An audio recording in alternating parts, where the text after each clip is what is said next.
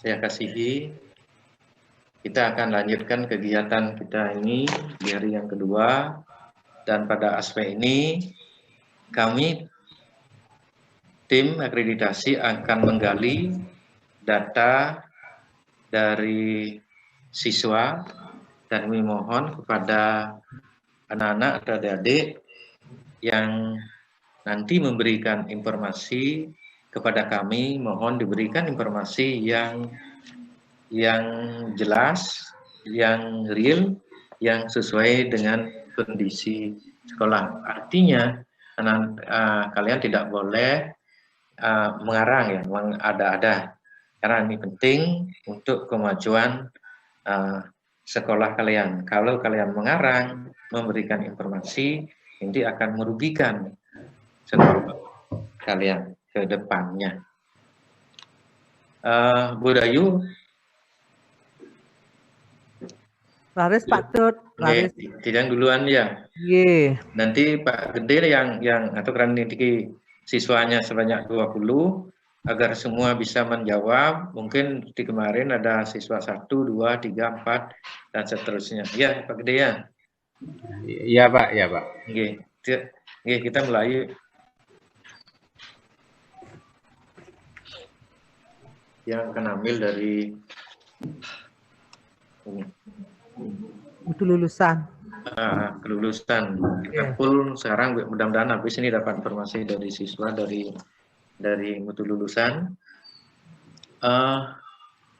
Anak-anak yang ada adik yang yang mengikuti kegiatan ini, mohon diberikan informasi tentang kedisiplinan waktu. Ya, selama ini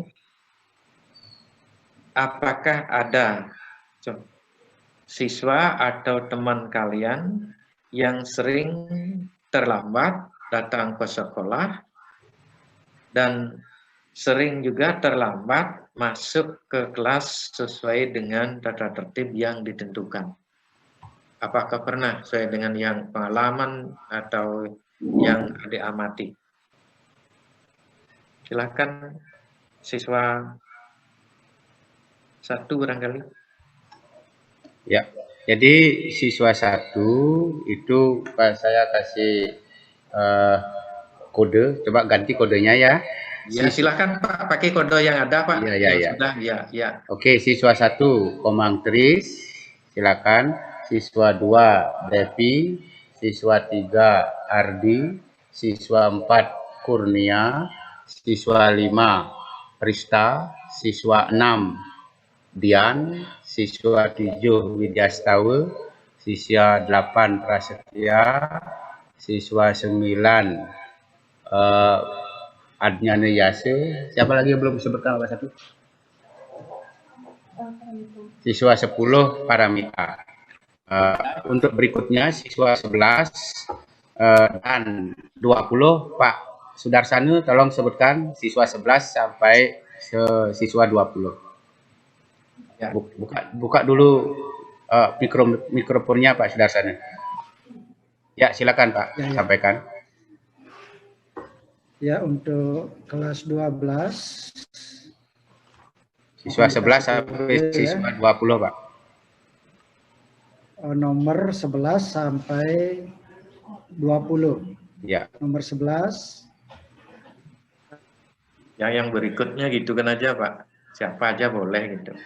Begitu. Ya, untuk biar berikutnya apa aja boleh, nomor aja boleh. Nanti Pak aja Cynthia, Dwi, Bagus dan sampai 20. Oke, terima kasih.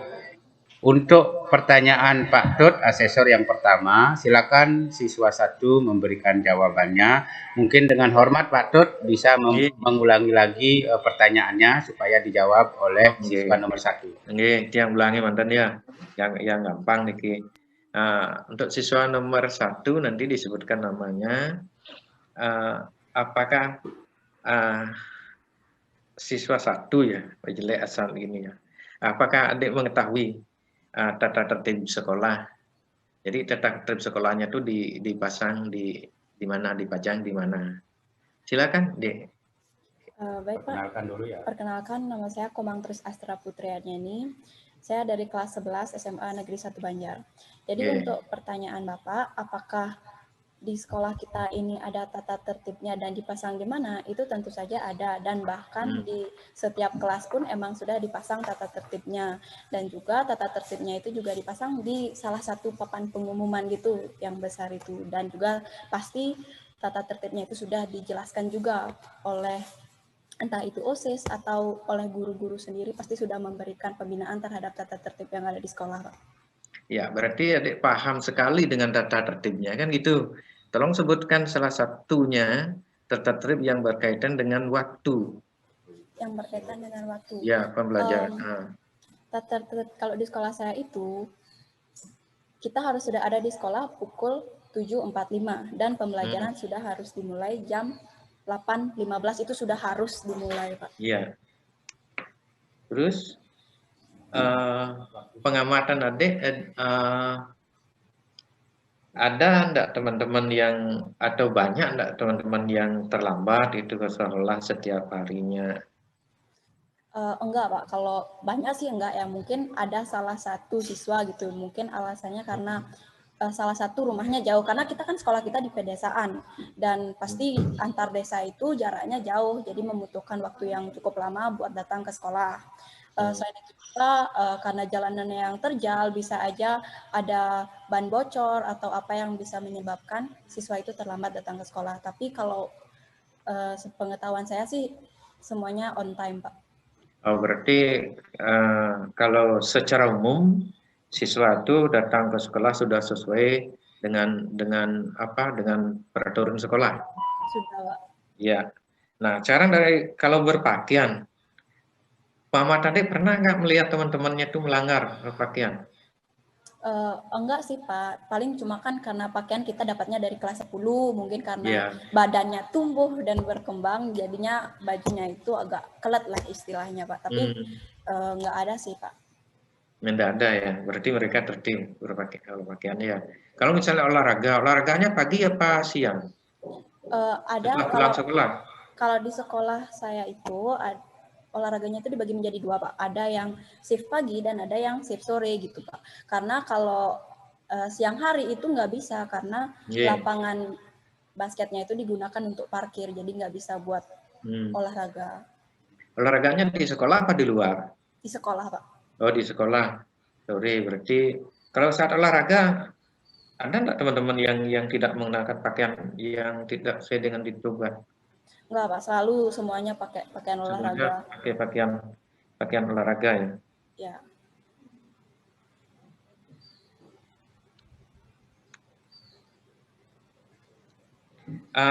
Kalian bisa membawa HP ke kelas atau hal-hal yang dilarang pada saat pembelajaran yang termuat di dalam tertib apa misalnya hal-hal yang dilarang itu? Sebenarnya kalau masalah HP, Pak, ya kita memperbolehkan asalkan memang dari gurunya sendiri yang mengkoordinasikan seperti itu. Kalau emang pembelajarannya menggunakan atau memanfaatkan HP, ya kita bawa. Kalau tidak, ya nggak boleh, Pak.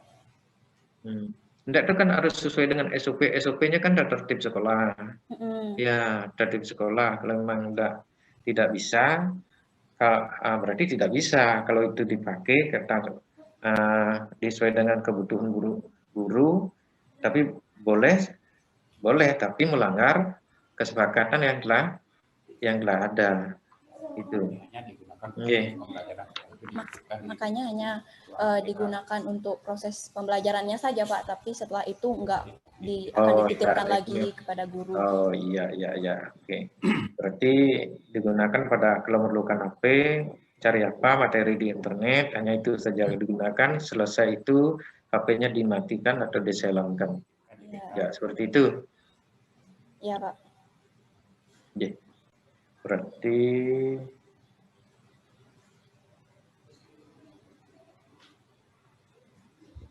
ya.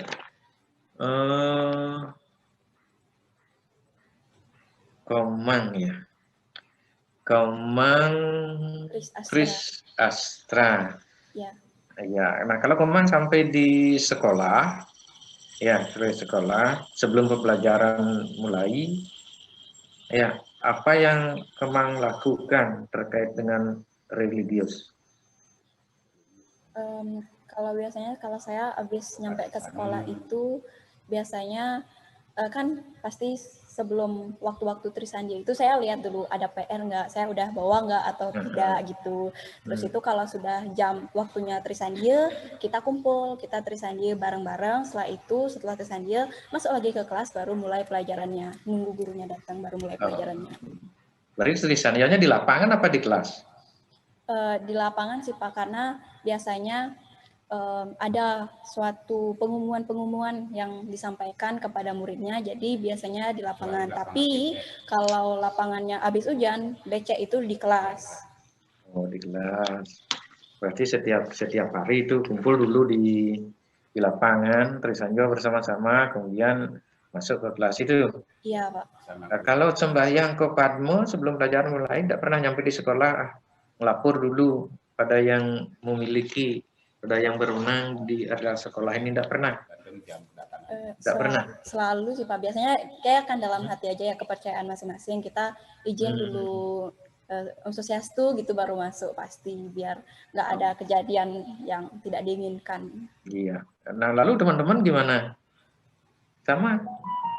Kalau itu sih saya kurang tahu ya, tapi mungkin sama semua karena pribadi orang dan kepercayaan orang kan beda-beda gitu Pak. Nah, kalau maksudnya begini, memang kan dapat mengamati teman-teman gitu. Ini rajin sembahyang, ini enggak sembahyang, rajin sembahyang kan gitu ya? Oh iya iya. Iya, karena ya. Ya pasti selalu sih Pak. Di ngaturang canang itu biasanya perwakilannya OSIS, dari OSIS itu selalu ngaturang canang gitu Pak. Ngaturang canang. Nah, pada pembelajaran nih Mas, sebelum kan memulai pembelajaran, mengucapkan salam kan gitu. Ya. Nah, setelah memberikan salam pada gurunya, langkah selanjutnya apa yang biasa dilakukan di kelas? Kalau di sekolah saya Pak, terutama di kelas saya itu kalau habis ngaturang panganjali umat atau salam gitu, biasanya kita lakukan doa bersama. Kita menggunakan mantra guru biasanya, karena kan di kelas saya itu semuanya Hindu, jadi saya dan teman-teman saya itu berdoa menggunakan mantra guru. Jadi kita hafalin dulu sama-sama, habis itu kita doa bersama baru mulai pelajarannya. Terus kalau di akhir pembelajaran nggak dilakukan? Kalau di akhir pembelajaran dilakukan? Para mesanti dan ada sih doa penutupnya sedikit Pak. Dan para mesanti. Tidak dilakukan ya? Berarti berdoanya, sekali lagi Mas, berdoanya di awal aja Pak, di awal pembelajaran, di akhir pembelajaran, apa di awal saja Mas? Kalau biasanya sih pelajaran agama Hindu ada tapi kalau di pelajaran umumnya sih para mesanti aja sudah cukup kok. Di awal aja? Iya. Di akhir enggak? Enggak, kalau bisa di beberapa pelajaran. Oke, ya. Di awal saja. Nah, di teman-teman kamu kan banyak ya, ada yang Muslim, ada yang Kristen gitu ya.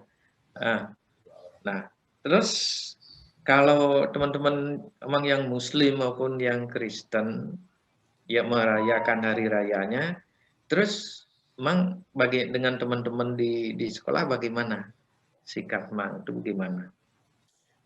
Sebenarnya sih di sekolah saya sudah bilang Pak, semuanya ya kebanyakan Hindu dan emang yang Muslim tidak ada, dan yang Kristen itu cuma ada sekitar 1-2 orang gitu Pak. Dan kalau emang ada hari rayanya, kalau seperti misalnya Idul Fitri kan emang kita libur, tapi kalau kayak Natal kita ya ucapin selamat Natal ya atau gimana gitu. Ucapan di media sosial. Iya, ucapan di media sosial atau di mana gitu. Berarti menghormati ya. Ya saling harus. Ya menghormati dan menghargai mereka. Kalau di luar, di sekitar lingkungan tempat tinggal ada yang gini, yang Muslim. Lumayan Pak. Pegang bakso gitu, banyak yang Muslim. Terus bagaimana sikap terhadap mereka nih pada saat rayanya? Mana nih? Kita emang harus saling menghormati lah ya, yang namanya Indonesia itu banyak agamanya ya, kita harus saling toleransi. Kita nggak membeda-bedakan agama gitu, kita nggak pernah mengucilkan satu sama lain. Ya. bentuk toleransi yang Bang lakukan pada mereka apa misalnya? Seperti yang saya katakan tadi, kita bisa mengucapkan selamat kalau memang ada hari raya mereka, selamat Idul Fitri ya, mohon maaf lahir dan batin juga gitu, selamat hari Natal ya, atau gimana gitu. Berikan selamat ya.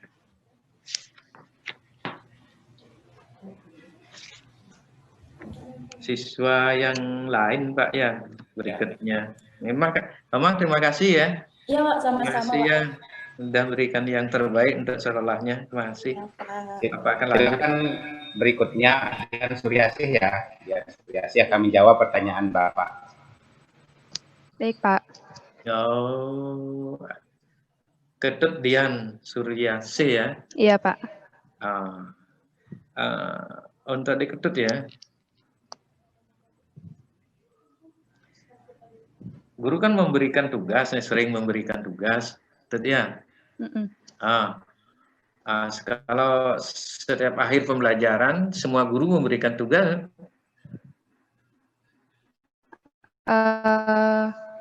Ada guru yang tidak dan ada yang ada.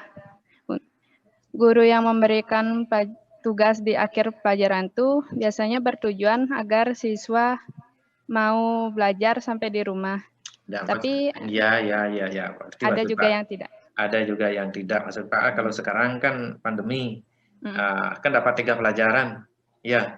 Kalau 3 pelajaran semua guru memberikan tugas 3 kali 5 berarti 1 minggunya 15 berarti ya.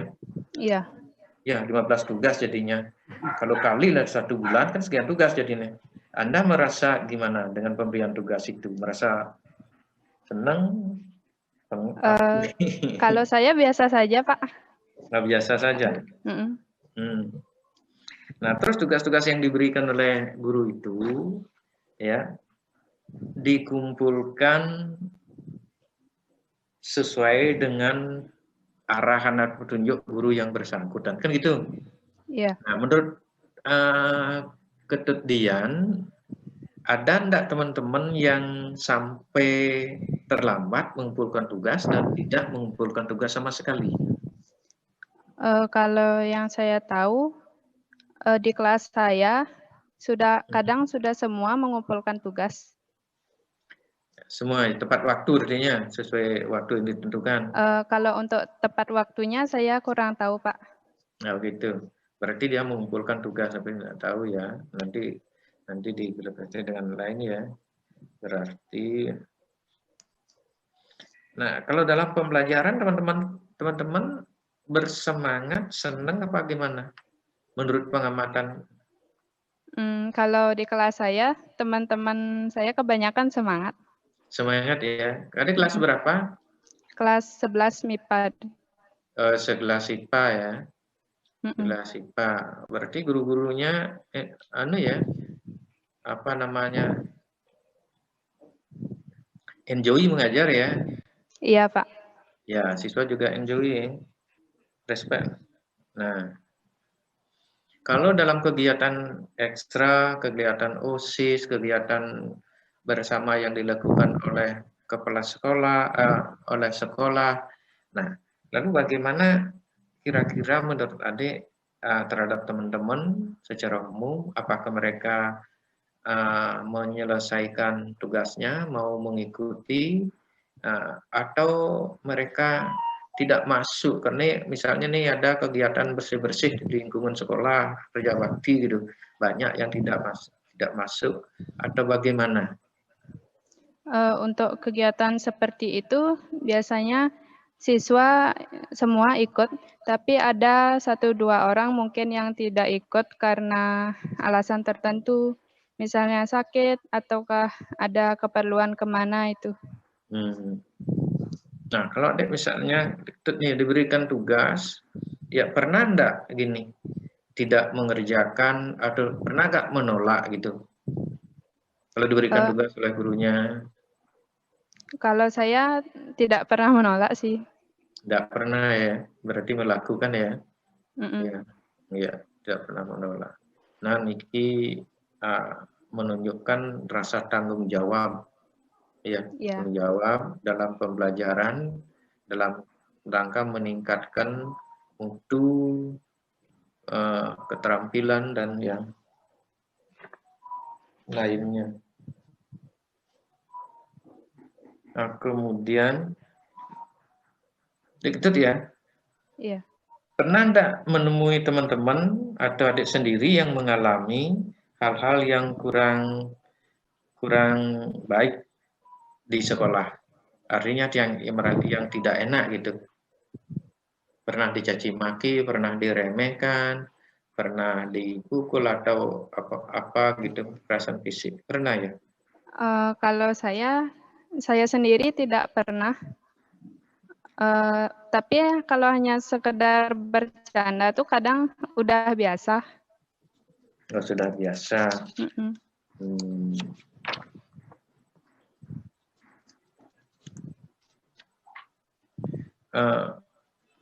Di dalam mengikuti pembelajaran, ya, itu ya. Ada itu aktif enggak bertanya atau aktif tak menjawab atau aktif di dalam kegiatan pembelajaran itu? Kalau saya gimana ya? Saya aktif sih kalau bisa dibilang. Ya, kalau Saya ada suka menjawab.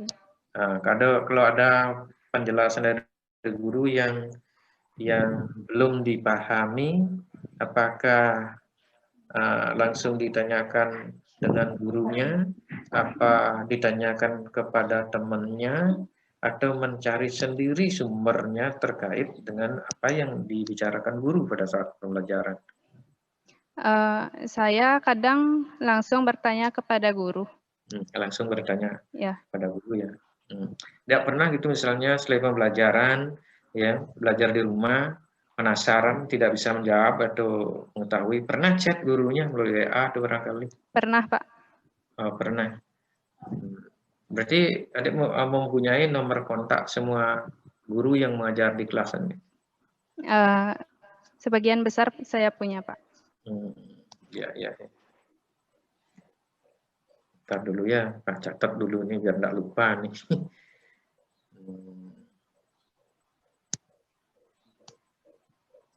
Jawab, kemudian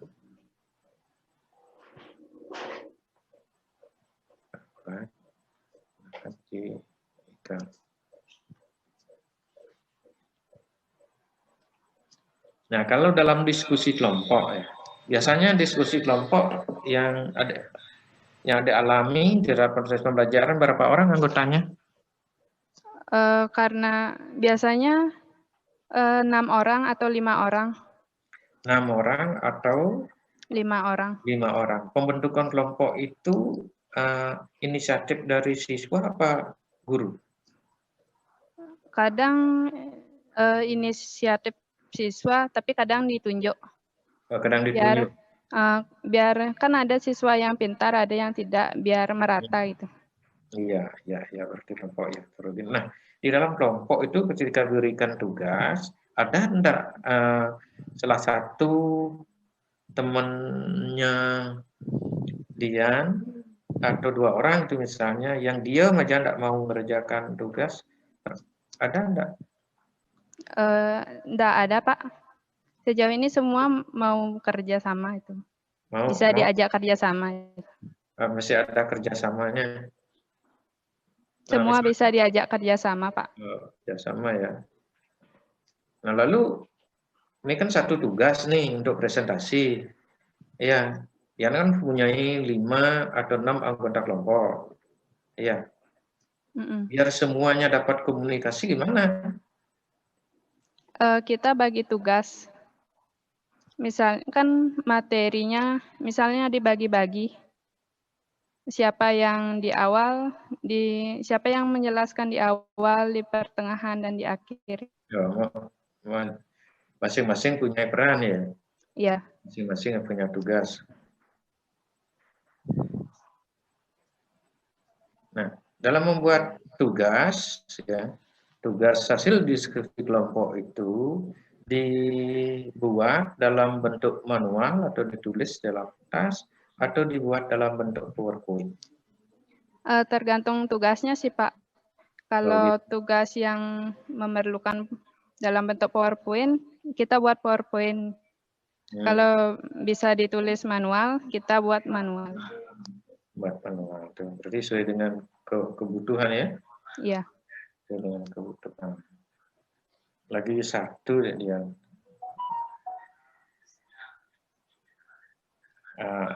Kegiatan ekstrakurikuler yang ikuti apa? Kalau saya bola tangkis sama pramuka, Pak. Bulu tangkis sama pramuka. Berarti di kegiatan pramuka itu ada kerjasamanya di situ. Lalu bagaimana teman-teman, kerjasamanya tinggi apa gimana menurut Pak Mahfud? Kalau di pramuka tinggi sekali kerjasamanya, Pak. Berarti pernah ikut lomba bulu tangkis? Tidak, Pak. Oh, tidak. Jadi sendiri dia mempunyai karya tulis karya ilmiah Rama. Karya tulis saya Kan, ya? belum pernah. Oh, belum pernah. Ya. Berarti di OSIS kalau kegiatan di OSIS, kegiatan OSIS yang pernah Dian ikuti, kegiatan apa saja? Kegiatan yang bersama ya, kegiatan OSIS selain kepramukaan itu kan kegiatan bersama. Nah, selain itu apa saja kegiatan OSIS yang melibatkan orang banyak? Kegiatan OSIS misalnya pemilihan ketua OSIS. Pemilihan ketua OSIS. Lalu adik jadi panitianya? Enggak. Saya siswa memberikan hak suara. Nah, itu kan ada hubungan kerjasamanya di situ Pak, bagaimana? Ada Pak. Terus di dalam hal? Misalnya dalam pemberian suara, kita tuh seperti secara antre gitu dalam memberikan suara. Kerjasama, ya kerjasama dalam suara. Terima kasih. Dut Dian, masih ya? Iya Pak, sama-sama Pak. Pak akan lanjutkan ke berikutnya. Di siswa yang berikutnya. Ya. Silakan sekarang kelas 12 Pak. Tadi itu kelas 11 tadi. Kelas 1 dan 2. Sekarang kelas 12 Diksa ya. Ada yang sudah standby. Silakan Diksa. Buka videonya. Kemudian siap untuk menjawab. Itu sudah ada ya. Silakan Pak. Pak Tut. Silakan. Sudah siap. Tidak bagus Diksa.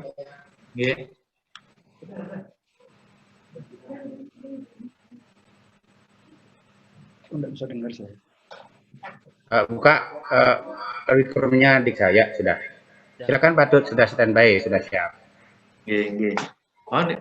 Share videonya biar kelihatan. Siapa namanya?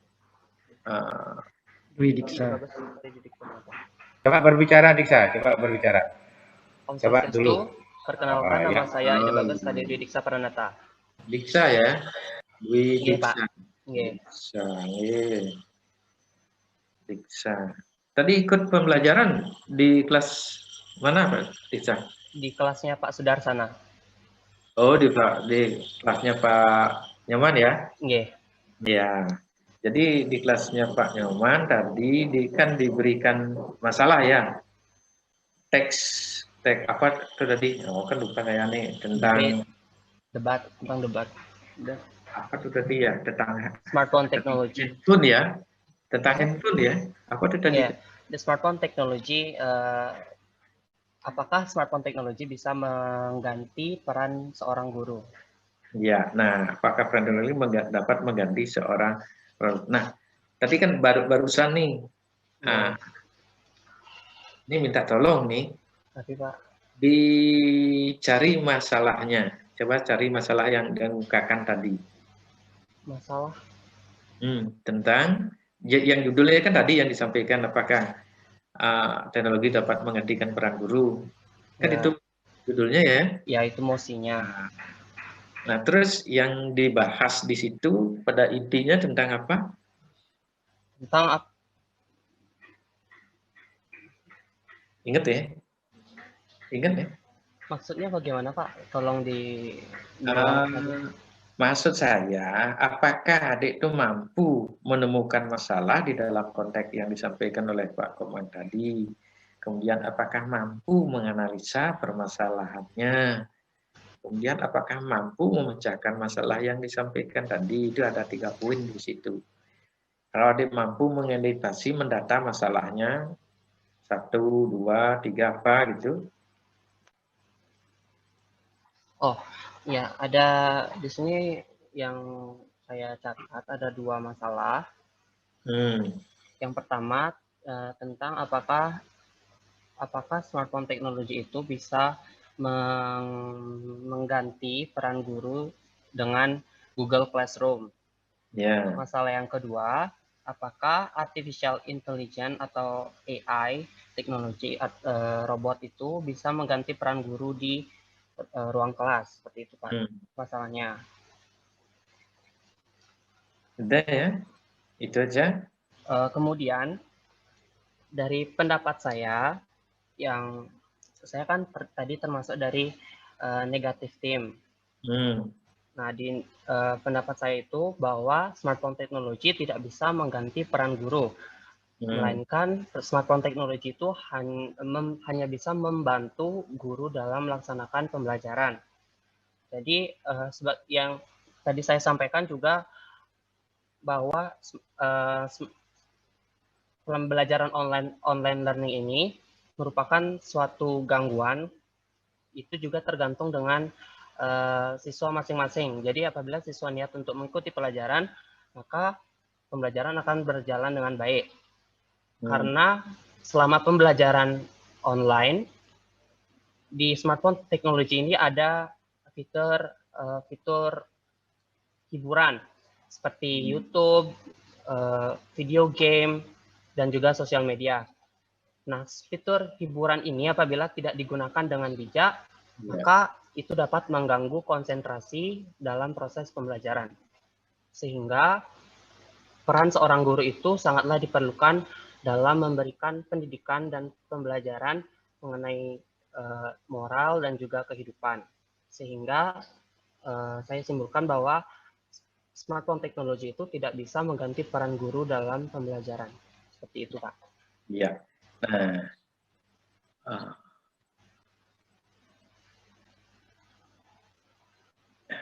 apa ada mempunyai enggak ini karya ilmiah ya? Ya, yang berkaitan dengan metode yang digunakan tadi. Punya ini karya ilmiahnya ada? Belum, Pak. Belum ya? Belum punya. Ya. Kemudian yang untuk dipresentasikan belum juga ya? Maksudnya PowerPoint begitu, Pak? Nah, dalam bentuk PowerPoint? Belum. Nah.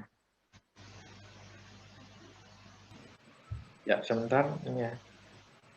Berkarya. Nah, komang jadi instruksi. Oke. Ada.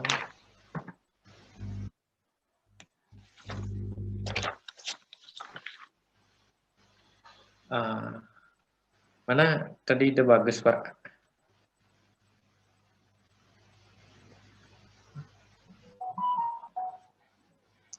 Pak. Kreativitas dan inovasi.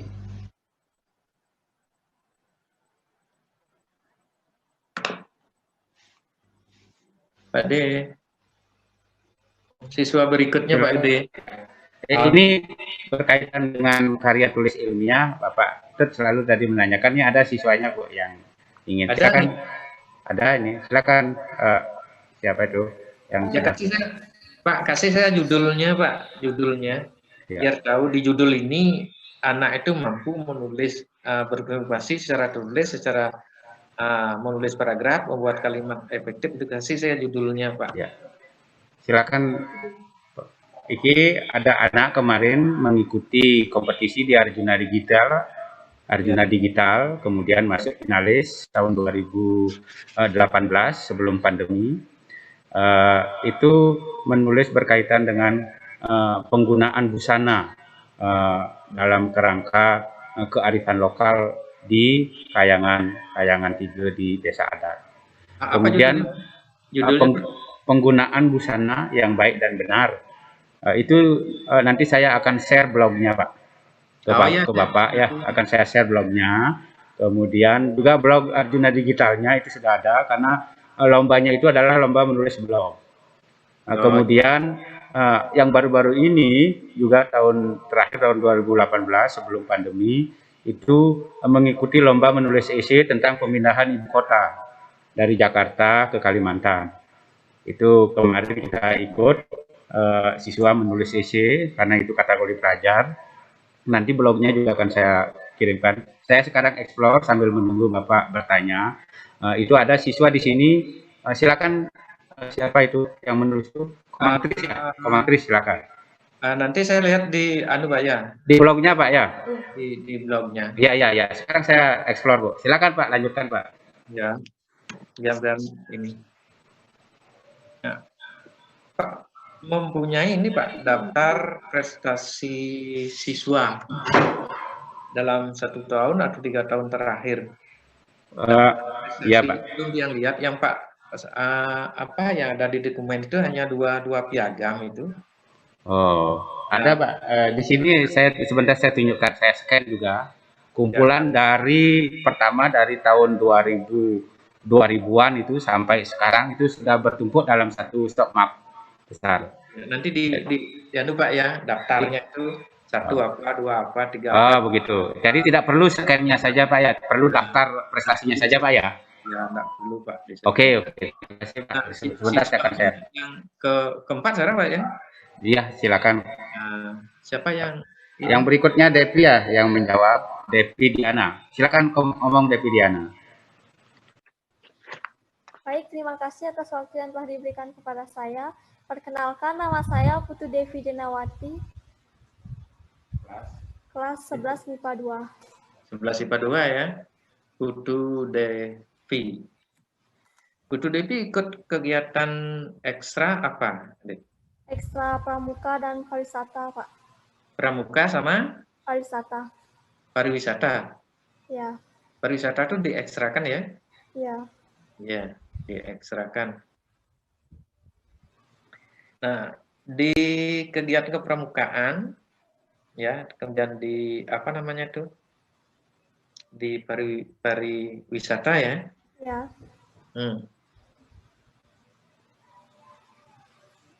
Apa saja yang ini? Yang pernah ikut lomba ya? Dilombakan kegiatan itu ya? Tidak, Pak. Belum pernah. Oh, belum pernah? Belum pernah dilombakan. Jadi kegiatannya ini sore hari apa pagi hari? Kegiatan pramukanya? Kalau pramukanya setiap hari Sabtu, Pak. Oh, setiap hari Sabtu bersama ya? Iya, bersama. Karena pramuka wajib. Itu ya? Iya. Pernah pramukanya mengadakan kegiatan di luar? Pernah, Pak. Pernah? Pernah. Pernah kegiatan bersama ya? Ya. Nah, dia tahu nggak ini di bidang olahraga, kesenian, organisasi, kemudian inovasi atau bidang kerohanian. Nah, dari jenis ekstra yang ada ini yang dilaksanakan di sekolah, ekstra apa yang paling sedikit peminatnya? Tahu deh, kalau ada di pariwisata berapa pesertanya? Maaf Pak, udah lupa soalnya waktu kelas 10. Oh, waktu kelas 10. Ya. Kelas 3 ya? Kelas 11, Pak. Oh, kelas 11 enggak ikut ekstra? Enggak ada kan, Pak. Enggak diadakan? Iya, tidak ada. Masih pandemi, Pak. Masih pandemi. Nah, ini kan sebelum new normal. Nanti kalau ada misalnya gini, ekstra itu tetap diadakan, ya, diberikan layanan, ya. Di masa pandemi ini pun diberikan layanan. Nanti kalau adik mengikuti lomba, ya lombanya kan secara daring, tetap dilayani oleh sekolah. Ini artinya dalam masa pandemi ini bukan berarti ekstra itu tidak dilaksanakan dalam bentuk memberikan pelayanan pada siswa atau anak-anak yang mau mengikuti lomba. Itu dia. Mau ikut lomba.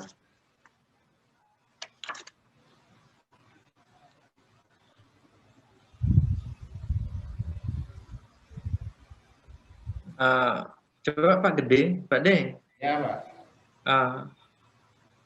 Di masa pandemi ini istilahnya dilayani apa enggak Pak De?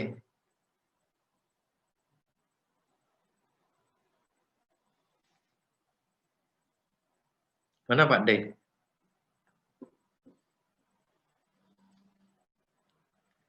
Pak De. Maaf Pak, tadi mute. Jadi di masa pandemi ini kan sudah ada Pak keputusan Menteri Pendidikan dan Kebudayaan, semua jenis ekstrakurikuler itu ditiadakan, baik yang bersifat daring maupun bersifat luring. Karena itu kami komit untuk mengawal itu dan ekstrakurikuler ditiadakan. Nah, kecuali berkaitan dengan lomba, misalnya ada lomba Dharma Wacana dalam secara virtual atau daring, maka 1-2 orang itulah yang akan dibina, kemudian direkam videonya baru dikirim. Jadi tidak ada kegiatan ekstrakurikuler secara luring tatap muka, kecuali seperti tadi Pak yang bersifat lomba. Demikian informasinya. Ya, sudah saya sampaikan. Yang mengikuti lomba tetap dilayani.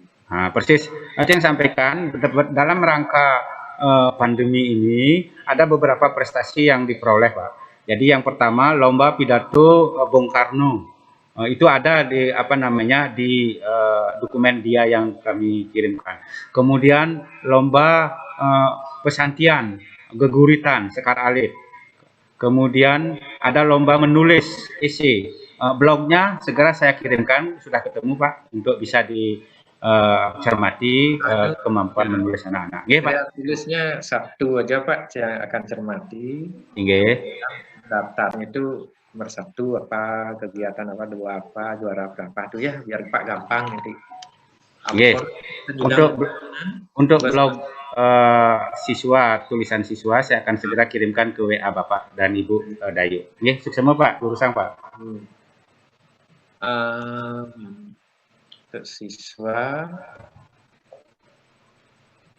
siapa aja tadi yang ikut Pak Fadli?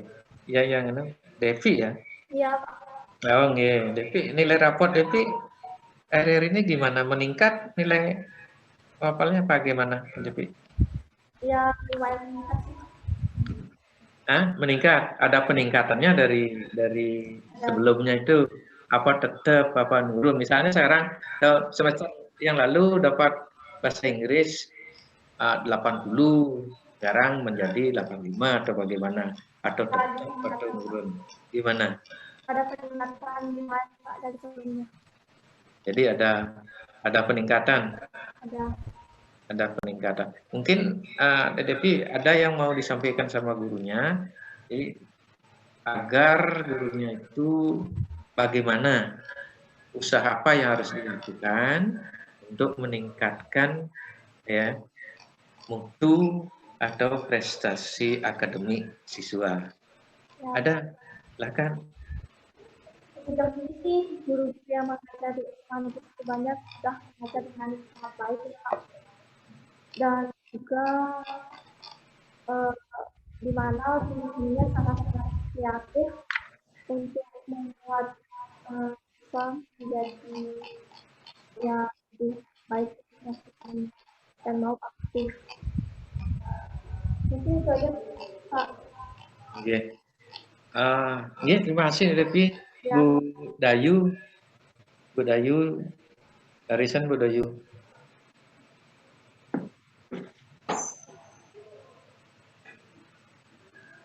Pak Tut dan Bu Dayu, mohon maaf, ampun yang kirimkan karya tulis anak-anak SMA Negeri 1 Banjar di WA Bapak dan Ibu jurusan. Sukses semua Pak, sukses semua. Swastiastu anak-anak semua. Swastiastu. Swastiastu juga kepada Pak Gede. Nah tadi Pak Ketut sudah menanyakan beberapa hal yang penting-penting terhadap siswa. Tiang hanya melengkapi sekarang pertanyaannya. Seperti tadi misalnya tentang kedisiplinan. Jadi disiplinan waktu misalnya, anak-anak sudah ada tertib-tertibnya nih untuk kedisiplinan. Nah, jika ada anak yang terlambat, sanksi apa yang pernah diberikan? Sanksi apa yang diberikan oleh guru kalau jika ada anak yang terlambat? Silakan yang menjawab siapa aja. Ya, silakan.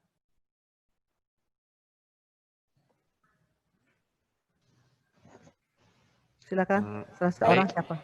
Ya. Baik, terima kasih atas waktunya. Iya. Perkenalkan, nama saya Igede Cahaya Reza Nugraha Dewa. Iya. Sesuai pertanyaan yang Ibu sampaikan, kebetulan saya salah satu siswa yang pernah terlambat di sekolah ini. Iya. Waktu itu karena kendala hujan, saya terlambat. Jadi sanksi yang diberikan kepada saya pada waktu itu menyapu setelah hujannya reda itu menyapu di sekitar komplek pos satpam. Ya. Itu Nah, apakah adik merasa jengkel, marah dan sebagainya diberikan sanksi seperti itu? Enggak. Ya, tidak ya, berarti sudah menerima kesalahan yang terima nih. Jadi sifatnya untuk memberikan efek jerah kepada anak agar nantinya tidak terulang lagi. Sekaligus kami diajarkan di sini untuk disiplin, berani bertanggung jawab atas apa perbuatan yang kami lakukan. Iya, bagus. Nah, kemudian untuk kegiatan ekstrakurikuler. Kemarin sudah yang dapat informasi kegiatan ekstrakurikuler itu minimal ada 15 jenis ya Pak Nge? Ekstrakurikulernya. Anak-anak yang selama ini pelajaran ekstrakurikuler itu ada yang wajib dan pilihan enggak? Ada, Bu. Oke. Yang wajibnya apa saja? Pramuka. Yang wajibnya pramuka. Jadi pramuka 1. Kemudian pilihannya ada berapa jenis yang bisa dipilih? Kalau di bidang olahraga ada voli, basket, atletik, dan lain-lain. Kalau di bidang kesenian ada tari, ada teater. Kalau di bidang sama pesantian juga ada. Ya. Ya. Tari itu ada ya? Tari menari. Tari ada. Nah, sekarang adik siswa ini berapa maksimal memilih ekstrakurikuler? Kalau biasanya disuruh sama gurunya maksimal 3 karena kan kebanyakan ekstra itu waktunya berbenturan karena di sini juga lumayan jenis ekstranya yang diadakan. Iya. Terima kasih informasinya. Kemudian anak-anak tentu mempunyai seragam, Berapa jenis seragam yang digunakan di sekolah? 3. Apa saja? Pakaian? 4 sama olahraga juga. Jadi pakaian apa saja? Untuk hari Senin, Selasa putih abu, putih. Ya. Rabu, Kamis putih abu. Kamis tidak pakaian adat? Kamis pakaian adat Bali. Jumat pramuka. Sama kadang-kadang kalau Sabtu itu pakai baju olahraga. Oh iya. Sama pas ada jam olahraganya. Jadi di sekolah setiap hari Kamis, Purnama Tilem, dan hari ulang tahun Provinsi Bali itu menggunakan pakaian adat atau busana adat Bali. Ya. Itu jangan dilupakan karena itu sesuai dengan Pergub. Kemudian kalau anak-anak praktikum di lab, apakah menggunakan khusus pakaian praktikum atau tidak? Ada. Ada pakaian praktikumnya? Ada. Kalau selain pakaian praktikum juga ada alat pelindung dirinya, Bu, kayak kacamata, masker seperti itu, selop tangan. Iya.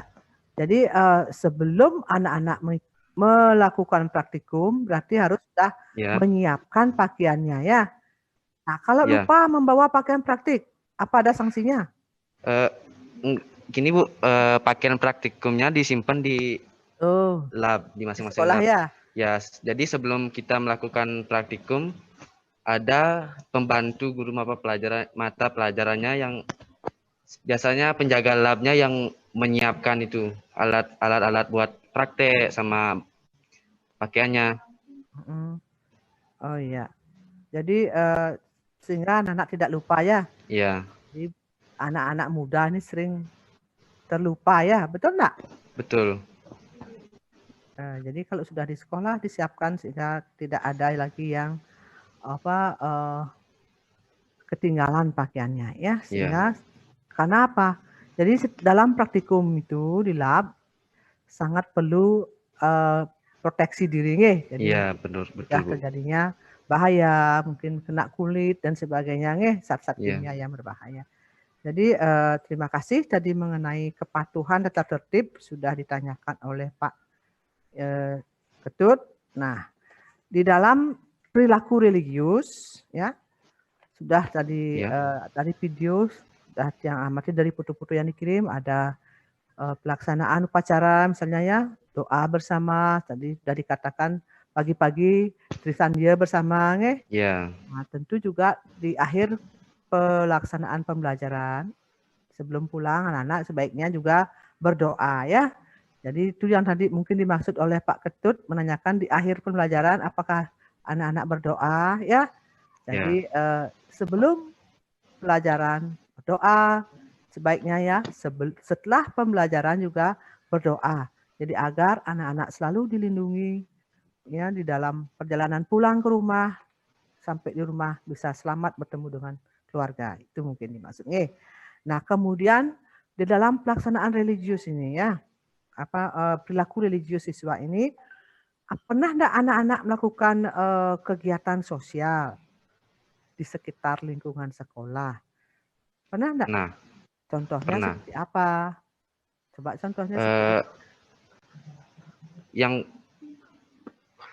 kalau biasanya setelah ulangan kan ada jeda gitu ya Bu? Ya. Jeda waktu gitu ya. Biasanya pas jeda itu diisi dengan bakti sosial ke pura-pura di sekitar sekolah. Seperti kalau di sini ada pura Lawangan Agung di Banyuatis. Ya. Nah, biasanya kami ke sana jadi seluruh siswa di sekolah di sini itu dibagi menjadi beberapa kelompok yang kemudian disebar ke beberapa pura di sekitar sekolah untuk biasanya ngayah bersih-bersih dan lain sebagainya. Selain itu, biasanya kalau kita ada teman yang kena musibah, kayak sakit atau ada kehalangan yang lain, biasanya kami juga dari staf OSIS atau guru-guru biasanya ada kunjungan ke sana. Kunjungan untuk mendoakan teman yang sakit. Ya. Kemudian kalau anak-anak itu kerja bakti atau kerja sosial ke tempat-tempat ibadah seperti pura, bagaimana dengan teman-temannya yang beragama lain selain Hindu? Misalkan agama Islam, Kristen, apakah diikut sertakan? Setahu saya Bu, karena di sini kita mayoritas agama Hindu, jadi kita tidak memaksakan buat dia untuk ikut ke pura, tetapi jika dia ingin, kayak misalnya pengen tahu gimana kondisi pura, bagaimana keadaan di pura gitu, kayak kalau pengen tahu gitu, dibolehkan untuk ikut asalkan seperti itu menjaga tata krama kita, aturan kita untuk masuk ke pura. Kayak kalau yang cewek kalau pas halangan atau menstruasi kan boleh seperti itu. Ya, bagus sekali. Jadi masih ada toleransi ya antara umat beragama di sekolah untuk melakukan ibadah misalnya. Nah, kalau seandainya di sekolah ada tak tempat untuk siswa yang Muslim, misalnya sholat Jumatan karena mesti dia ada sekolah, ada tak tempatnya? Ada Bu. Ada ya. Ada. Kebetulan salah satu guru kita di sini juga ada yang Muslim. Ya. Jadi ada diberikan tempat untuk sholat, Ada. Ada jam-jam tertentu untuk sholat. Lengkap dengan tempat wudhu seperti itu. Oh gitu ya. Jadi bagus tentang kalau yang agama Kristen, banyak di sana yang Kristen? Kalau Kristen, mungkin langsung ke gereja ya? Ya, soalnya di daerah Ibadahnya sini kan juga hari ada Minggu. gereja. Ya, Ya kan hari Minggu ya. iya. Ya baik. Nah kemudian pernah enggak diberikan atau diberitahu oleh guru agar kalian antar sesama atau dengan teman-teman yang berbeda agama itu melakukan sikap kerukunan, jangan bertengkar, itu pernah? Pernah. Ya, jadi antara siswa yang berbeda agama harus tetap menjaga kerukunan, Ya. jangan sampai saling mengejek, saling menjelekkan, itu salah, Jadi antara teman yang Muslim dengan Hindu dengan Kristen jangan sampai ada perpecahan. Jadi gara-gara saling membuli itu ya, Iya. sehingga membesarkan. Jadi itu sangat berbahaya. Tolong itu tetap dijaga nasihat dari guru atau himbauan dari Bapak Ibu guru, jangan sampai ada siswa yang bertengkar atau berkelahi gara-gara masalah agama. Niriskan ya anak-anak ya. Iya. Nah, kalau misalkan perayaan di sekolah, yang paling sering perayaan hari raya di sekolah itu kan pasti perayaan Hindu ya. Iya. Contohnya seperti Saraswati, Hari Saraswati, kemudian Hari Siwalatri. Ya. Nah, bagi anak yang Muslim, apakah ikut misalkan terjun di bidang kepanitiaan atau mereka diliburkan? Yang selain agama Hindu? Selain agama Hindu, setahu saya sih mereka nggak ikut, Bu. Ya, diliburkan ya. Ya, tapi kalau pas hari Purnama Tilam kan mereka tetap ikut. Yang buat saya salut juga, walaupun mereka bukan agama Hindu, tapi mereka biasanya sangat ingin gitu, Bu, mencoba menggunakan pakaian-pakaian agama Hindu seperti udang kalau buat yang cowok, kebaya buat yang cewek, seperti itu, Bu. Ya, jadi ada toleransi dari teman yang beragama lain untuk ikut menghormati seperti itu. Ya, menghormati adat Bali ya. Nah, sesuai dengan pergub dari untuk tentang busana adat ya. Iya. Dek, terima kasih informasinya, Dek. Kemudian jadi itu tadi ada sikap toleran dan kerukunan hidup antar pemeluk agama dan kepercayaan di sekolah. Nah, untuk sikap belajar tangguh, tadi yang sudah amati anak-anak pada pembelajaran ya, semua aktif. Jadi yang tidak mengacungkan tangan ditunjuk oleh gurunya, berarti semua siswa harus siap belajar ya. Iya. Ada yang tidak tahu. Jadi harus serius mengikuti pelajaran. Yang lain-lain tentu tidak akan bisa menjawab jika ditunjuk oleh gurunya. Itu saya anggap sudah anak-anak itu sudah belajar dengan penuh semangat dan mengerjakan tugas yang diberikan oleh guru juga dengan bertanggung jawab. Nah, kemudian saya ingin tanya sekarang. Saat ini sedang gencar-gencarnya pemerintah untuk mencegah adanya perundungan seperti bullying tadi ya. Tadi anak-anak sudah mengisi angket? Sudah. Nah, apakah di sekolah itu ada program pencegahan perundungan? Sudah ada program pencegahan perundungan? Sudah. Bisa diperlihatkan programnya? Program Bapak, mungkin Pak Gede, sudah ada program pencegahan perundungan di sekolah? Baik, saya berikan informasi sebagai berikut, Bu Dayu dan Pak Tut yang saya hormati. Jadi begitu kita menjadi pilot project akreditasi, maka kami atau saya ketua tim mengeksplorasi Sispena. Salah satunya di sana muncul ada program dan tindak lanjut dari pencegahan perundungan. Maka dalam rapat pada tanggal 17 November, kami langsung melaksanakan komunikasi dengan BK. Bu, ini domainnya BK untuk program perundungan dan laporan penanganan atau pencegahan yang berkaitan dengan perundungan. Akhirnya di sana muncul komunikasi. Apa itu perundungan, Pak? Nah, ada kata kunci di sana. Perundungan adalah membuat ketidaknyamanan seseorang, itu kata kuncinya.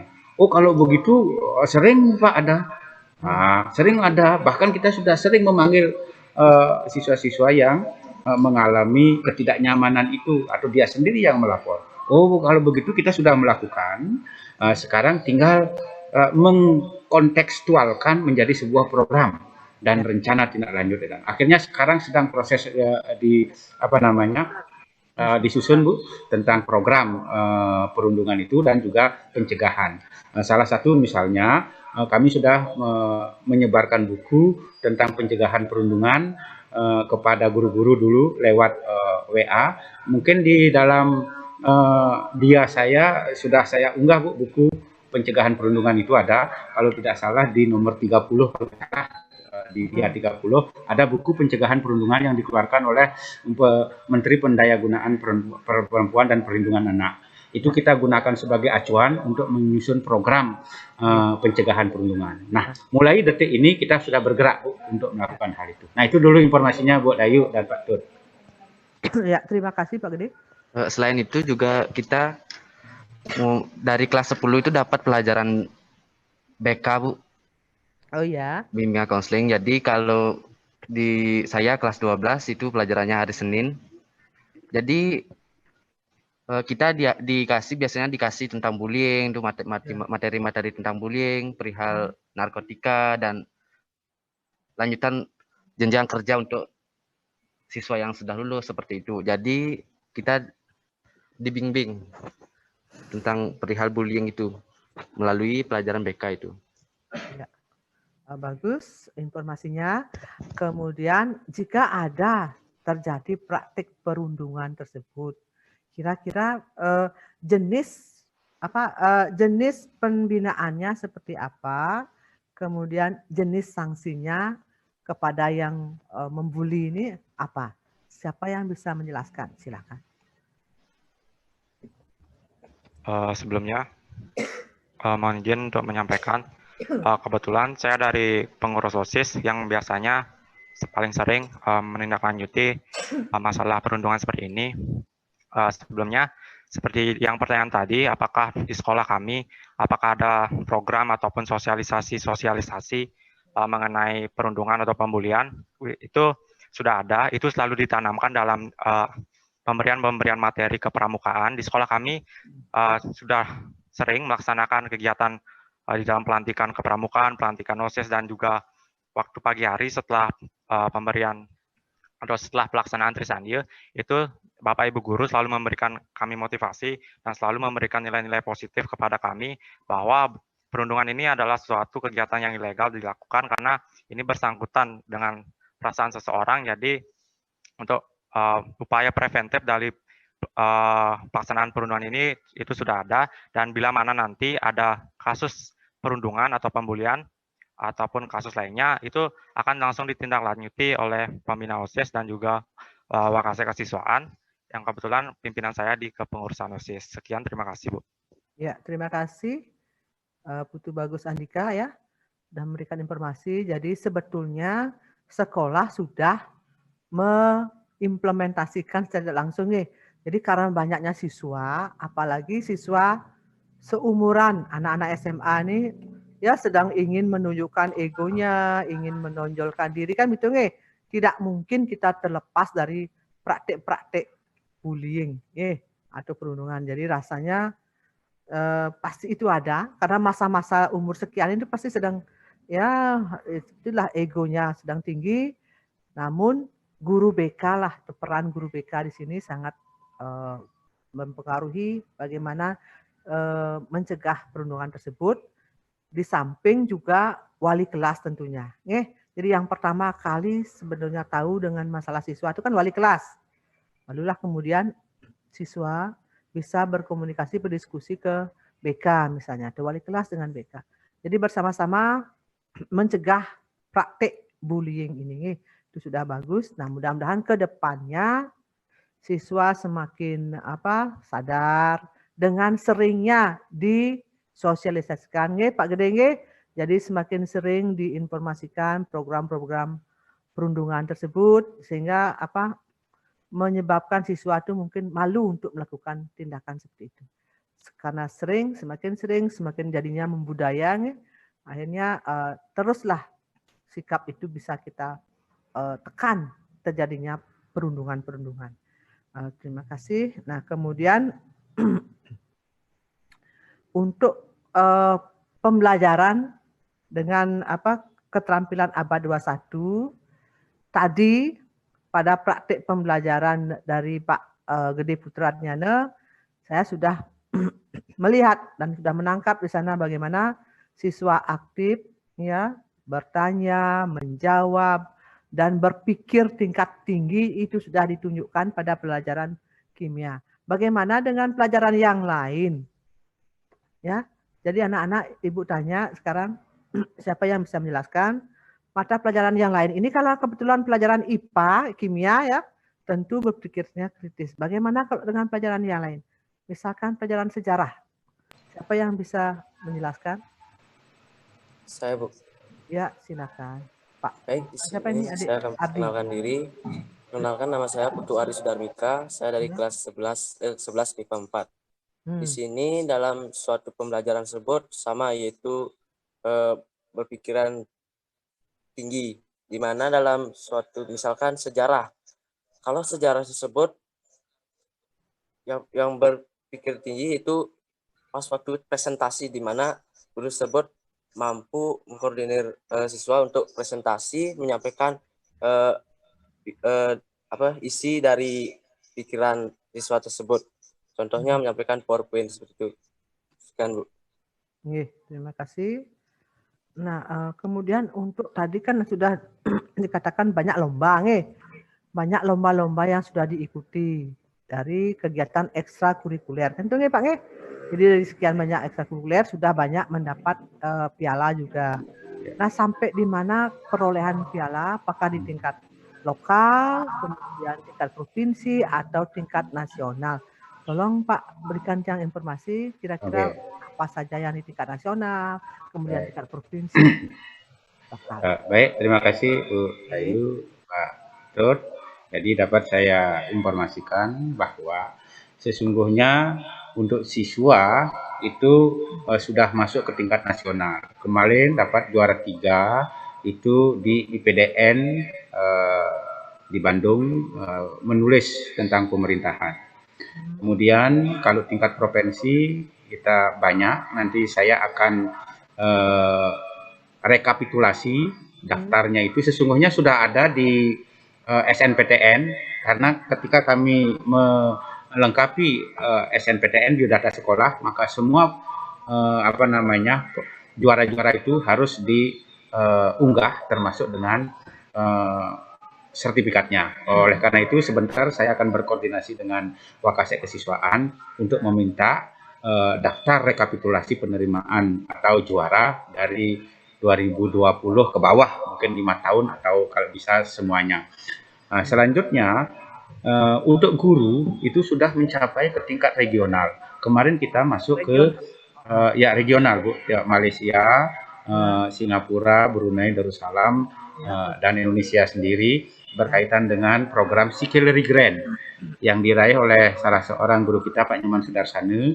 Itu pembelajarannya adalah meningkatkan kemampuan hot siswa melalui debat aktif begitu. Itu ternyata mendapat penghargaan. Kemudian karya-karya terbaik itu sudah dikumpulkan menjadi sebuah proceeding, mungkin kemarin sudah ditunjukkan proceedingnya itu, kemudian bagaimana makalahnya itu juga sudah diupload di dia, mungkin bisa dicermati. Kemudian untuk siswanya itu dominasi SMA Negeri 1 Banjar itu ada di 2 kriteria, yaitu kriteria kearifan lokal berkaitan dengan dharma wacana dan Siddhartha bahasa Bali. Kalau hal yang seperti itu kita selalu kompetitif. Itu kalau di bidang agama. Kemudian di bidang olahraga itu pencak silat. Kemarin kita mewakili Porprov siswa kita tembus di Kabupaten Buleleng untuk mewakili Provinsi Bali. Tetapi karena keburu pandemi akhirnya dipending kompetisi tindak lanjutannya. Kemudian atletik.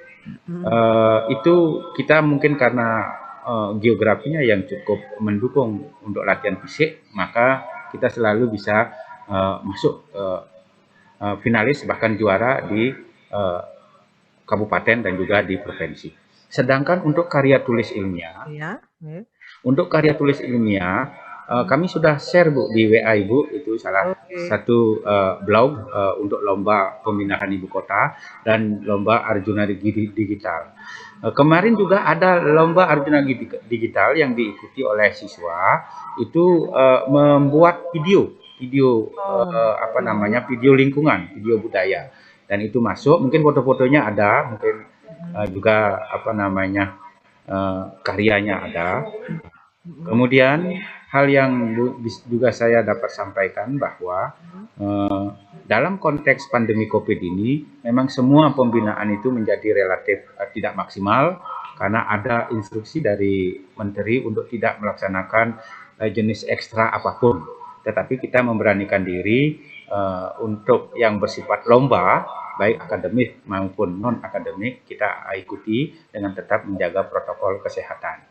Contohnya, kemarin kita mengikuti lomba penulisan esai, kemudian lomba penulisan cerpen, lomba penulisan esai yang dilaksanakan oleh Kementerian Pendidikan dan Kebudayaan.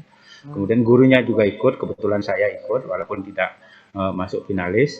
Kemudian lomba penulisan cerpen, mungkin saya sudah scan piagam lomba menulis cerpen itu. Dan itu upaya-upaya kami yang kami lakukan untuk meningkatkan kemampuan literasi, baca, tulis, numerasi, digital, dan kebudayaan di kalangan siswa dan guru. Kira-kira itu tambahannya Bu Dayu dan Pak Tut. Terima kasih banyak Bapak. Nah, sedikit lagi tentang pembelajaran Pak. Jadi karena kita terbatas ya dengan adanya pandemi, PJJ ini mungkin banyak memberikan keterbatasan gerak kita mengajarnya. Nah, mungkin kalau pada pembelajaran tatap muka, apakah anak-anak itu sering diberikan kesempatan untuk menggunakan media pembelajaran? Silakan anak-anak, siapa yang menjawab? Silakan anak-anak. Mungkin ya ini Mang Tris mungkin ya. Baik, saya. Itu sudah ERT. Dalam suatu pembelajaran tersebut, jika guru ada dalam proses presentasi diizinkan, misalkan kita kan sudah membuat PowerPoint dari rumah, nah di sana kita diperbolehkan membawa laptop untuk bahan presentasi dalam suatu kelas tersebut, Bu. Jadi sudah sering adanya pelaksanaan penggunaan dalam pembelajaran itu pelajaran dengan menggunakan media, Jadi anak-anak sudah semua bisa, Anak-anak itu harus zaman sekarang harus bisa, menggunakan teknologi, sehingga begitu cepat perkembangan teknologi kita bisa mengikuti dan tidak cepat ketinggalan. Nah, kemudian anak-anak apakah pernah mengumpulkan tugas yang berupa portofolio? Pernahkah anak-anak mengerjakan tugas-tugas dari guru berupa portofolio?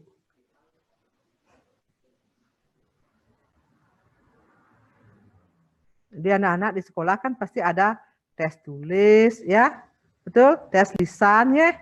Nah, kemudian ada uji kinerja atau ada berupa portofolio, tugas-tugas. Kira-kira pernah, siapa yang bisa menjawab? Silakan. Baik Bu, saya aja yang menjawab. Ya, baik. Terima kasih atas kesempatannya. Kalau masalah portofolio itu kita sering ya. Kita sering, contohnya kita sering dikasih tugas buat merangkum, entah itu menjawab soal tapi ditulis di dalam portofolio itu, lalu tugas-tugas itu biasanya kita kumpulkan lalu diserahkan kepada gurunya gitu, Bu. Terima kasih ya. Nah, kemudian selama anak belajar semua ini untuk semuanya, pernah enggak anak-anak diberikan remedial? Ada yang diberikan remedial? Apakah ada program remedial di sekolah anak-anak? Ada, Bu. Ya, ada. Bu. Misalkan pelajaran apa saja yang anak ada yang ikut remedinya? Hampir sebagian besar sih pelajarannya ada remedi. Terus mengapa diberikan remedi?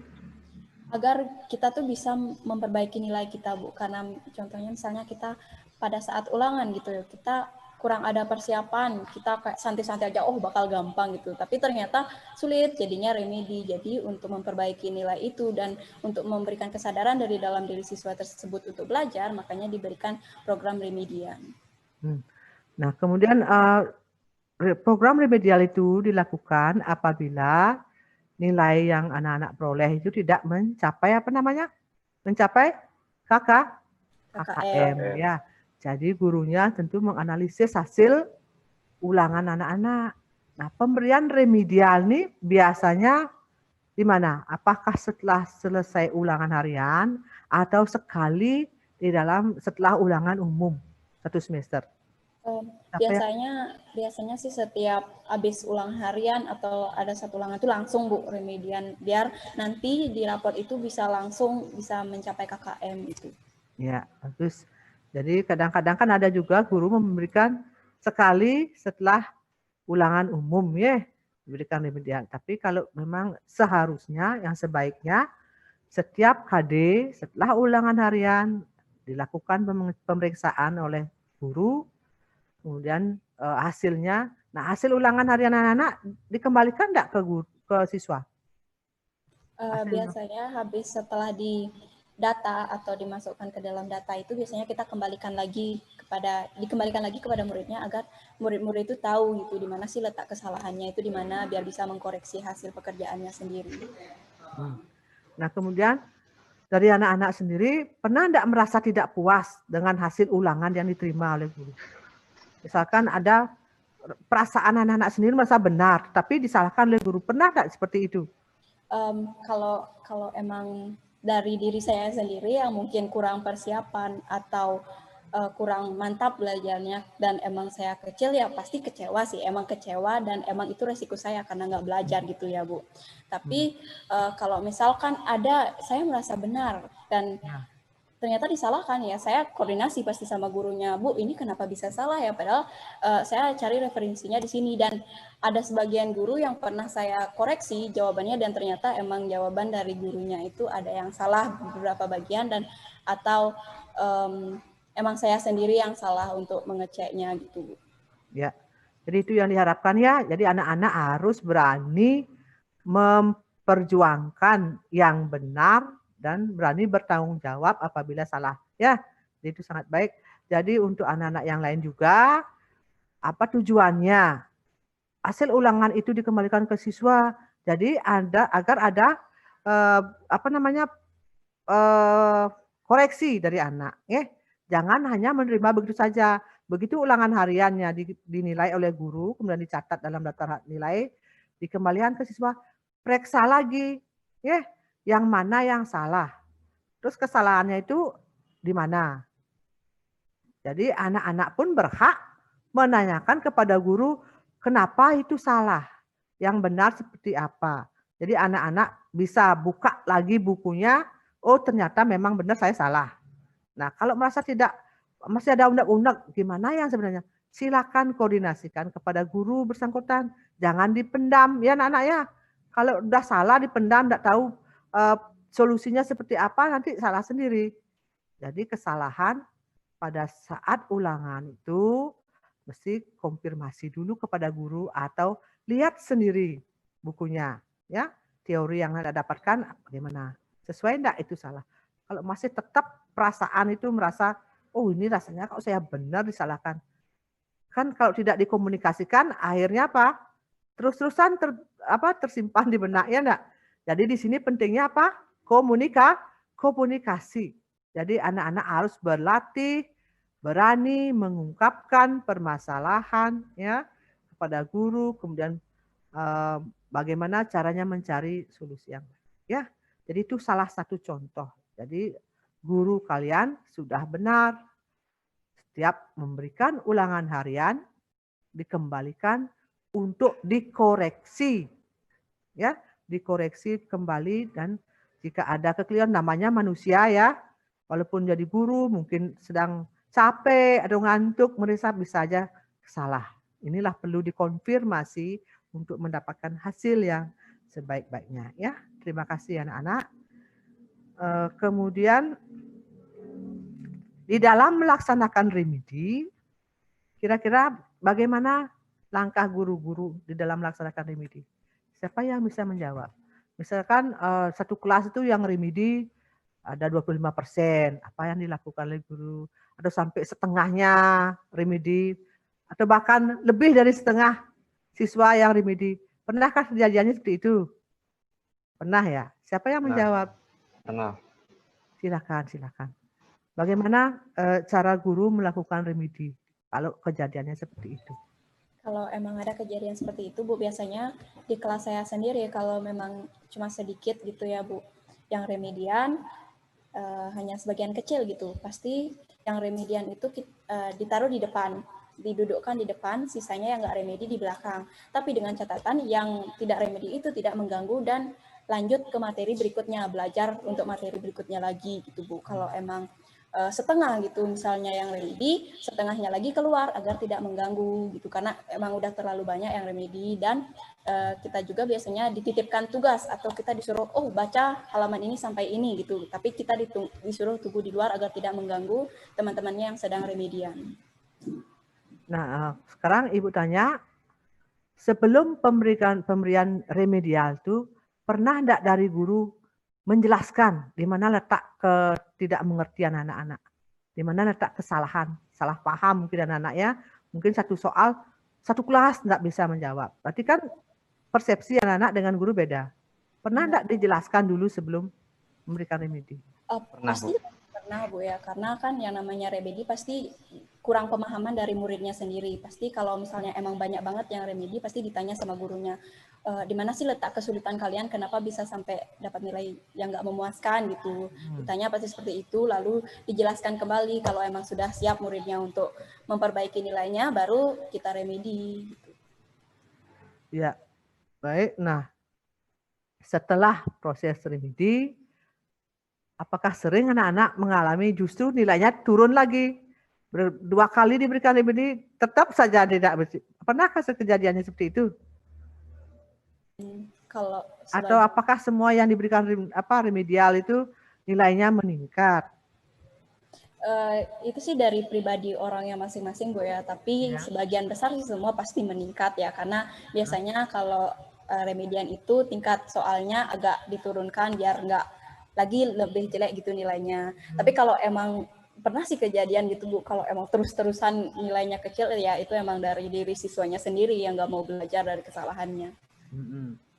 Ya, terima kasih. Mungkin kalau sudah 2 kali remedi terus juga diberikan tugas portfolio, misalnya ya ada membuat clipping dan sebagainya, jadi itu sudah bisa diterima.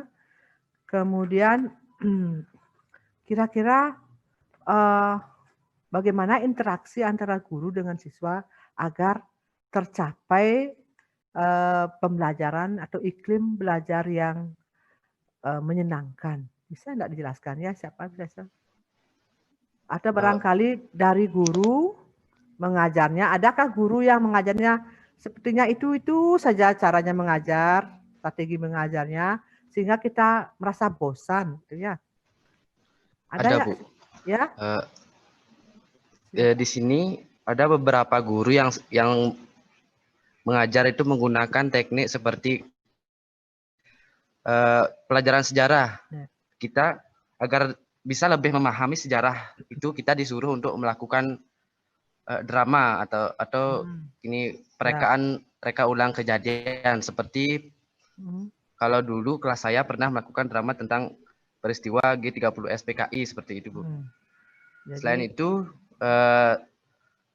biasanya pelajaran seni budaya itu juga melakukan drama seperti tentang Satwa Bali seperti itu, Bu.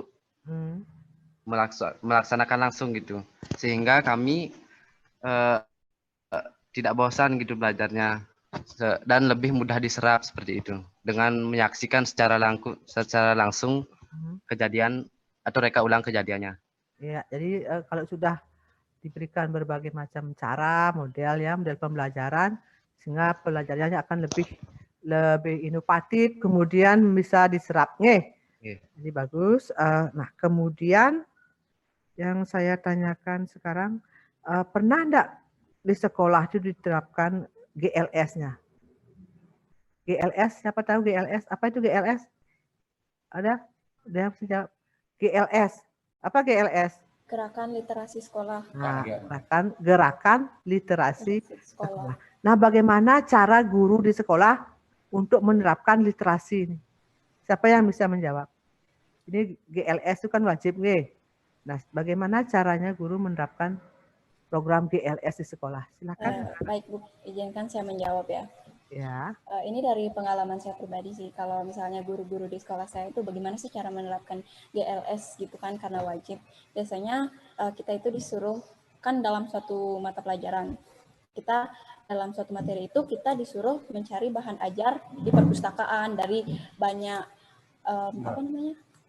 banyak buku-buku gitu, kita disuruh cari informasi sendiri gitu supaya pemahaman kita bisa lebih luas. Sehingga kan kalau seperti itu jadinya ada minat lah sedikit untuk membaca dan mencari informasi seputar materi yang diberikan. Apakah pernah guru tuh memberikan kesempatan membaca sebelum pembelajaran dimulai?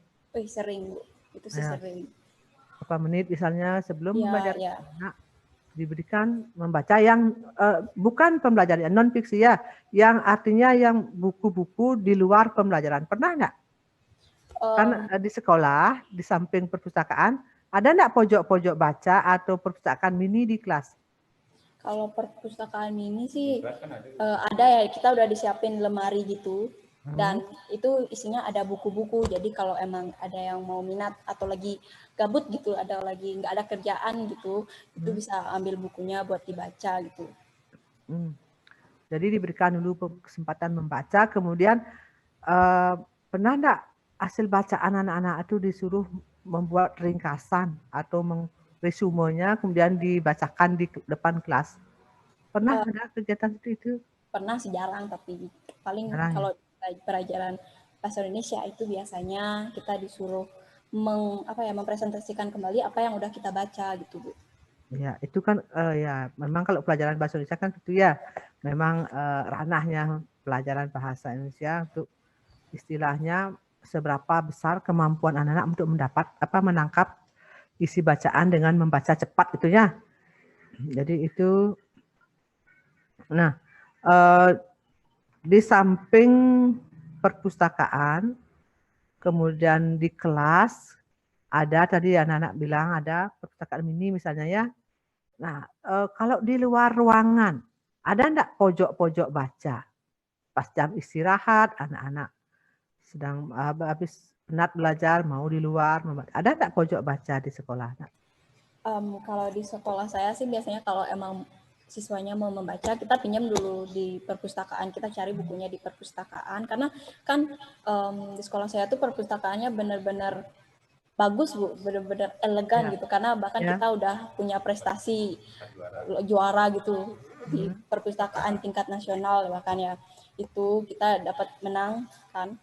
Makanya buku-bukunya itu tertata rapi di perpustakaan, dan emang takutnya kalau di luar ruangan itu takutnya kan ada siswa-siswa yang jahil gitu. Makanya kalau emang mau baca kita pinjam dulu di perpustakaan, setelah itu kalau emang mau baca di luar silakan di luar gitu. Ya, jadi tergantung situasi ya. Jadi karena sudah perpustakaannya sudah nyaman, luas, merasa lebih tenang belajar di perpustakaan. Iya. Nah, kemudian bagaimana pengelolaan di kelas, anak-anak? Di kelas itu kan tentu anak-anak kelas sendiri harus untuk menciptakan suasana aman dan nyaman untuk belajar. Apakah ada tugas piket itu misalnya untuk kebersihan? Siapa yang bisa menjawab ya? Yang lain? Selain Tris, siapa yang bisa menjawab? Untuk pengelolaan kelas. Izin menjawab. Ya, silakan. Untuk di kelas itu ya. Di masing-masing kelas itu biasanya sudah ada jadwal piketnya masing-masing dari masing-masing kelas. Itu tergantung dari pengurus kelasnya yang mengatur. Dan selain dari siswa, di sekolah juga ada petugas kebersihan. Jadi kerjasama juga dari siswa dengan petugas kebersihan untuk menjaga dan membuat lingkungan sekolah itu menjadi nyaman untuk suasana belajar. Sekian, Bu. Ya. Nah, biasanya petugas kebersihan itu kan membersihkan di luar ya. Ya, di di jamban, kamar mandi, di luar di lingkungan luar ruangan. Nah, berarti petugas yang membersihkan ruang kelas itu adalah teman-teman yang bertugas piket saat itu, nggih. Nah, jadi sedikit Bu, saya mau menambahkan. Ya, silakan. Berikan kekuasaan penuh untuk menjaga kebersihan lingkungan kelas kami gitu, Bu. Karena di sekolah kami biasanya setiap minggu itu dia laksanakan lomba kebersihan kelas. Nah, setiap hari Senin itu diumumin siapa pemenang kelas terbersih untuk di minggu ini, seperti itu, Bu. Jadi setiap hari itu kami setelah sebelum proses pembelajaran dimulai, biasanya yang piket itu datang lebih awal untuk membersihkan terlebih dahulu. Dan nanti setelah pembelajaran selesai, saat sebelum pulang itu, yang piket untuk hari selanjutnya diwajibkan untuk membersihkan kelas terlebih dahulu, agar besok paginya jika misal ada yang terlambat gitu tidak keteteran, atau misalkan ada yang kesiangan datang ke sekolah, biar udah bersih kelasnya, itu tinggal nyapu-nyapu dikit lagi gitu. Ya, bagus ya. Jadi di sana kerjasama teman-teman antar piket juga ya, sangat baik itu. Jadi untuk menjaga tetap kebersihan kelas, tentunya diperlukan kesadaran untuk semua siswa ya.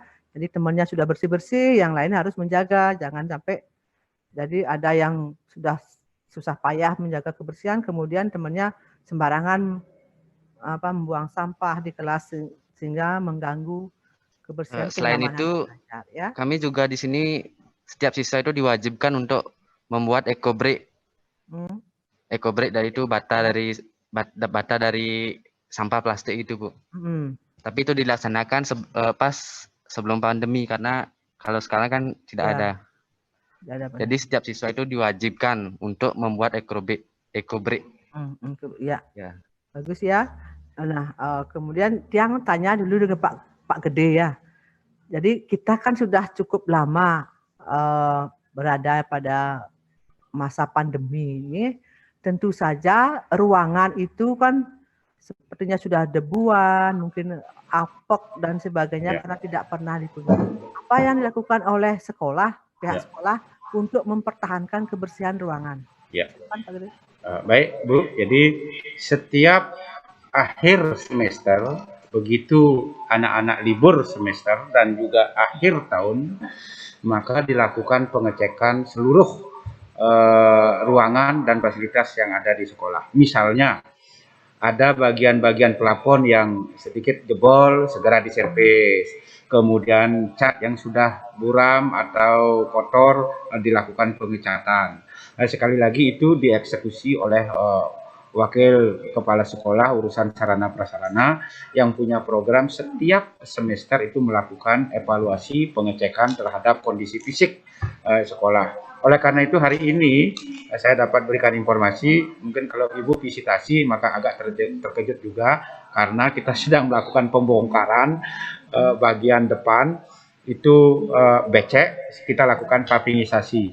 Kemudian di bagian belakang lapangan basket, karena digunakan untuk parkir sepeda motor di pagi hari, sering sekali lantainya terkelupas, terkena standar dan lain sebagainya, maka kita selalu melakukan perbaikan secara rutin untuk menjaga kondisi kelayakan lapangan tersebut. Oleh karena itu, berkaitan dengan sarana prasarana, jika Bapak Tut yang terhormat dan Bu Dayu yang saya hormati pula nanti berkunjung ke sekolah, mungkin dapat menyaksikan sendiri bagaimana kami memelihara sekolah ini, sehingga kami bisa banggakanlah untuk kami tunjukkan kepada Bapak Ibu Asesor dan juga pihak-pihak terkait lainnya yang berkunjung ke SMA Negeri 1 Banjar. Begitu Bu informasinya, Bu Dayu dan Pak Tut. Terima kasih Bapak. Ini waktunya tinggal sedikit ya, 5 menit lagi. Jadi selama ini dalam kondisi pandemi tentu lab tidak pernah dipakai, semua lab, dan ruangan kelas tidak pernah dikunjungi. Nah, debu-debunya itu pastilah berdebu, sehari aja tidak nyapu sudah ada debu. Nah, sekarang kira-kira kan dari pihak sekolah dengan Iya, Bu. tetap Iya. melakukan pengecekan ruangan sehingga tidak lembab lah, tidak ada Iya. buka, nggih. Kami berikan juga informasi tambahan, Bu. Kami kan punya 3 orang tukang kebun. Berapa tuh tukang kebun kita?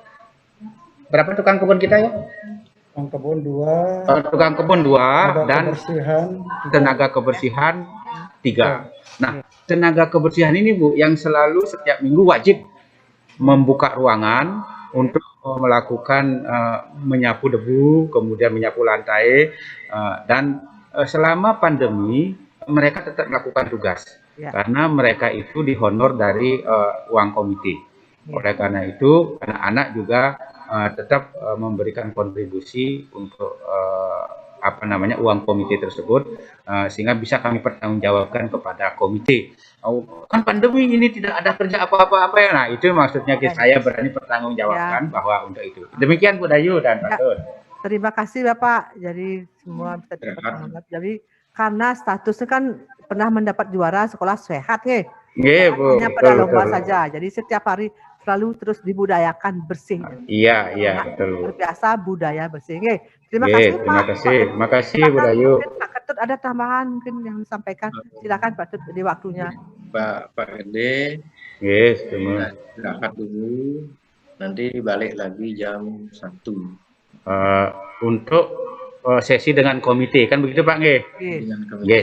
Baik, Bapak Tut dan Bu Dayu yang saya hormati, izinkan saya menutup sesi ini. Sebelum itu terima kasih yang sebesar-besarnya saya sampaikan kepada Bapak dan Ibu Asesor. Terima kasih juga kepada siswi SMA Negeri 1 Banjar yang sudah terlibat aktif dalam kegiatan pembelajaran daring dalam konteks visitasi akreditasi SMA Negeri 1 Banjar. Semoga ini memberikan gambaran yang sesungguhnya apa dan bagaimana SMA Negeri 1 Banjar mengelola pendidikan dan pembelajarannya. Sekali lagi ucapan terima kasih yang sebesar-besarnya dan penghargaan yang setinggi-tingginya, serta ucapan maaf jika ada hal yang kurang berkenan. Untuk itu mari kita tutup sesi ini dengan para mesanti. Om Santi Santi Santi Om. Isi tepuk tangan, ayo.